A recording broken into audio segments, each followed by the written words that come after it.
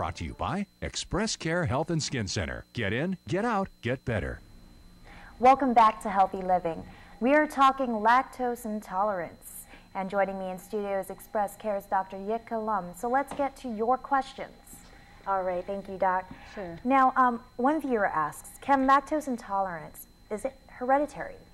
It does run in families. Again, as I mentioned earlier, in Asia it's very common because in the evolutionary history of many people in this part of the world, there were no cows.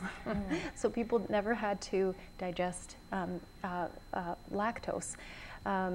So does it run in? It is a genetic thing for many people. Okay. Now, you say it's genetic, and you've mentioned that, people of Asian descent are more likely to get it.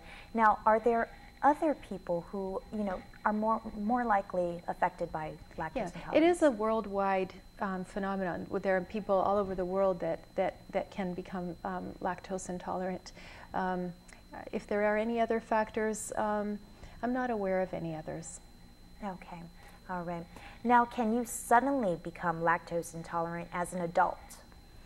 Yes, this can happen. Sometimes, we don't understand all the reasons why somebody might have lactase deficiency and not be able to metabolize their lactose. But, perhaps there are viruses involved, perhaps it's other illnesses that they've had that change the way their digestive system works. So it is possible for somebody to be okay with milk until a certain illness, and then after that they're not able to tolerate it. What I'm thinking of in particular is antibiotic use, because sometimes people will have a change in the way their digestive system works after they've taken certain antibiotics, and they're no longer able to tolerate certain foods. All right. Now, the next viewer asks, what should I do if my child shows signs of being lactose intolerant? Talk to your child about it and, explain, as I am today, about there's a particular sugar in milk which is present without putting any extra sugar in the milk. It's just in the milk already, and your body has a hard time digesting it, so let's stay away from milk. Instead, you could substitute soy milk, almond milk, rice milk, or just water. Oftentimes people are very worried about their calcium intake, and they think that you need to drink milk in order to have calcium. This actually isn't true, because if you look at many parts of the world, people don't drink any milk. Large swaths of India, much of China, again, many Asian countries, in particular African countries, people don't really drink milk because there are no cows. And their bones are just fine. Why are their bones fine? Because they're eating vegetables. If you think of a cow drinks milk from its mother only, as a baby calf. After that, it obtains calcium from its diet, which is grass and other, things that it's grazing on.